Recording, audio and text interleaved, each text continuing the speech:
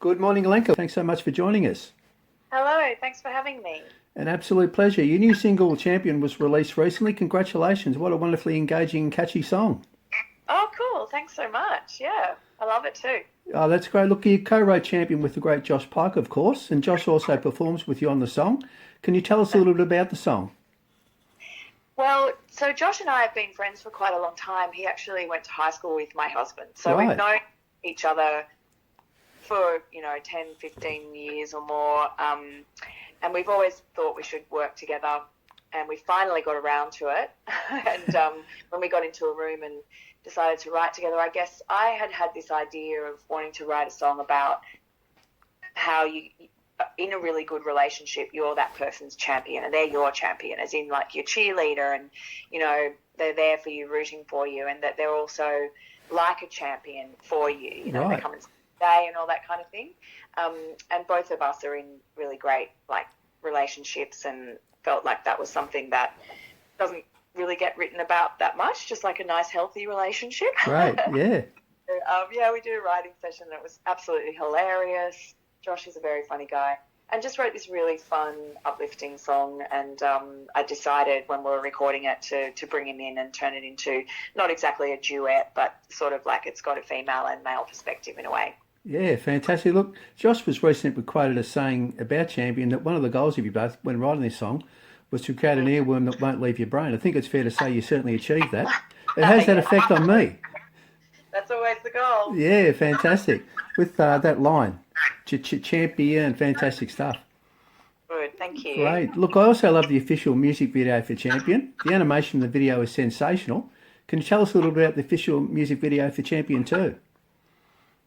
Yeah, so the animations in that are drawings by my husband, Right. who always been involved in doing the design element to my music. And this time we actually brought in the kids as well. We've got a 7-year-old and an 11-year-old, and the 11-year-old loves doing animation. A lot of it was just done on Procreate on the iPad, which Right. is like an app so my husband works a lot on the iPad. He's got the pen, he's got the really good iPad with the pen, and you can draw on there, and you can just we gave it to the kid and said just draw and it will just film you drawing. So some of those little drawings are actually from him.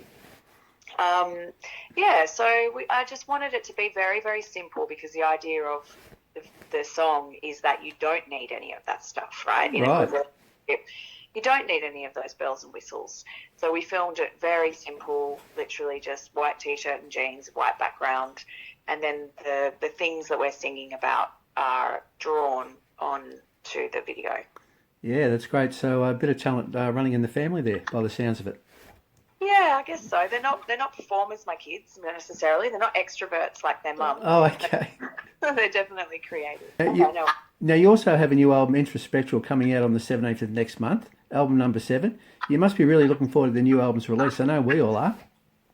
Yeah, I am. There's always this feeling of anticipation when you're just about to release something and it's been such a long journey, and you're just kind of like everything's ready to go and you've just got to wait. Yeah, So absolutely.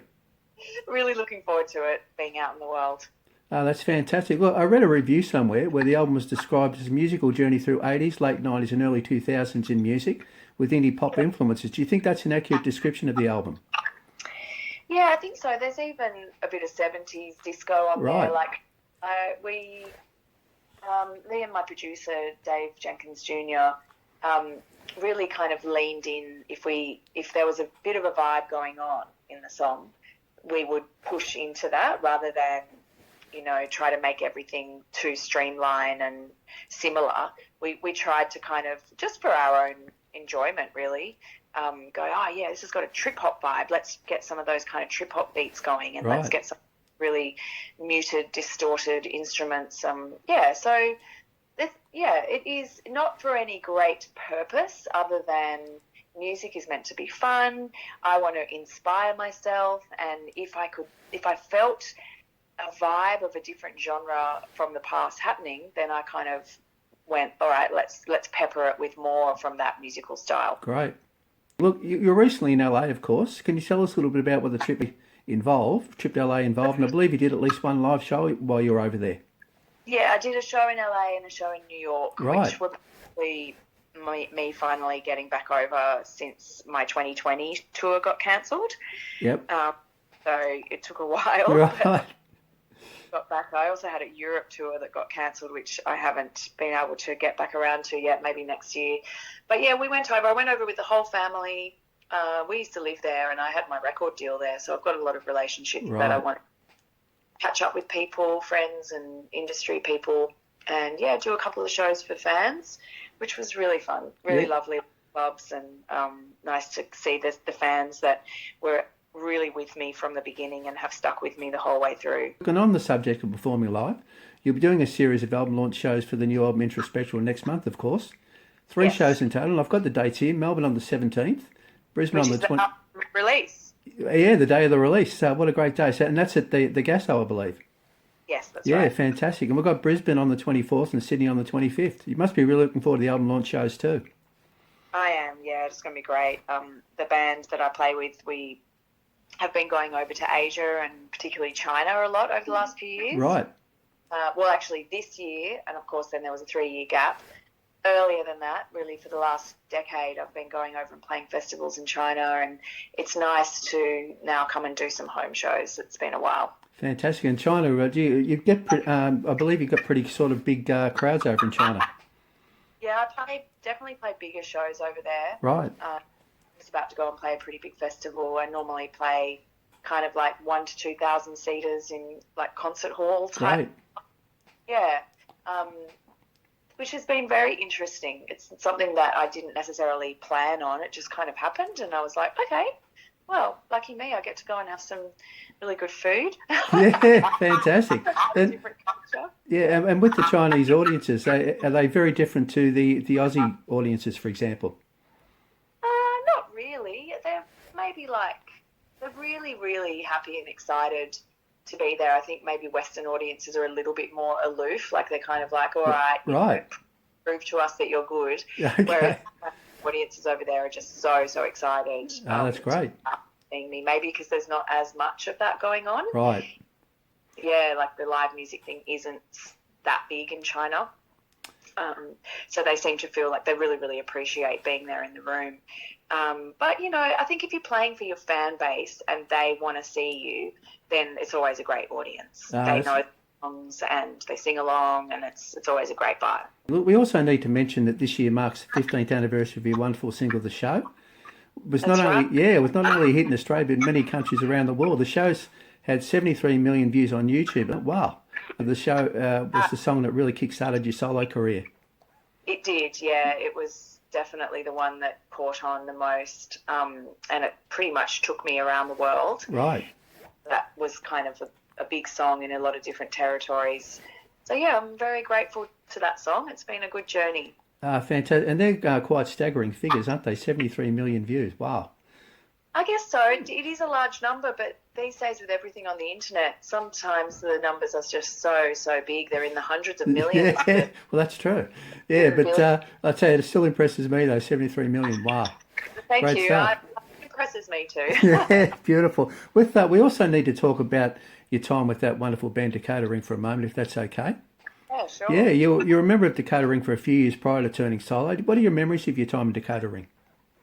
Oh, I learnt so much about the music biz, especially with regards to touring and the kind of technical know-how that's needed to be on the road and get the sounds happening on stage. Like Right. That was really my education, and being in a band and what it's like to, you know, be a member of a group and have to share everything and look after each other and all that kind of thing. And we collaborated on the writing of the songs, so it was a really, really great experience. Fantastic. And you performed on 2 albums from memory? Yeah, the first album that I did with them was the Somersault soundtrack, which they had recorded like a bunch of instrumental stuff to go with the film Somersault. And then they brought me in. This is how I met them. They decided that they wanted to have a female voice to kind of be like the protagonist's character's voice in a way.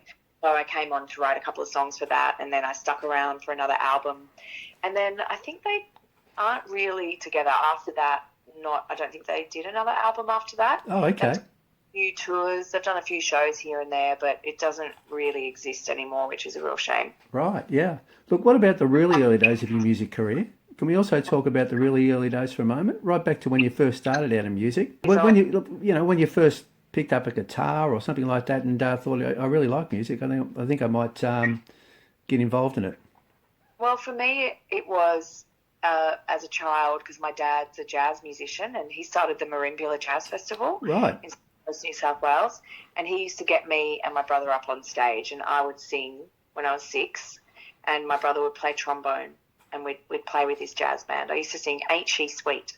Oh, right. So I was always a real extrovert performer type kid, but I was more interested in being a dancer and an actor. Right. And I was actually a professional actor when I was a teenager. I've been in a few movies and TV shows and plays, and that was more attractive to me than music. I was like, I don't do music. That's what my dad does, blah, blah, blah. And it wasn't until my sort of early to mid-20s that I decided to start working on it a bit more, through acting in a way, like singing in the odd play or doing the odd cabaret night with actors, and really enjoying the singing part of it and getting a good response from the singing part of it, like feeling like I had a way to connect with people. So I that's when I thought, okay, I'm actually going to focus on this. I went and did some night classes at the Conservatorium in Sydney, brushed up on my piano, brushed up on music theory, and started writing songs. Great stuff. And look, before we let you go, you mentioned the acting career, and we need to talk about that too, if that's okay. Look, I remember your role as Vesna on that wonderful ABC drama GP. GP, yeah, that's right. And it just seems like yesterday. And what about Cheese TV as well? You're also a host on that wonderful cartoon show. Yeah. So, is there anything happening on the acting front for you these days? No, look, I haven't done it in 25 years. Oh, okay, it's a while. Like to again, and we'll see. Yeah, I'd like to maybe do some auditions and get back into it at some stage now that I'm a bit more settled. Right. Yeah, I still love it. I think it's interesting. It's just my music career has been taking focus for the past while. Fantastic. And I've got to tell you, we used to love GP, and Vesna was one of our favourite characters. You did a great job, so congratulations. Thanks so much. No worries at all. Look, thanks so much, Lenka, for joining us today. It's been an absolute pleasure. Cheers. All the best. Yeah, Have a good day. and good luck with Champion. It's a wonderful song. Thanks very much. Yeah, and also the upcoming album, Introspectral. We cannot wait for that. Awesome. Thank you so much for your support. That's okay, not a problem. We'll have to catch up again soon. Okay. See you at the shows. Thanks a lot, Lenka. We'll see you there. Bye. Bye.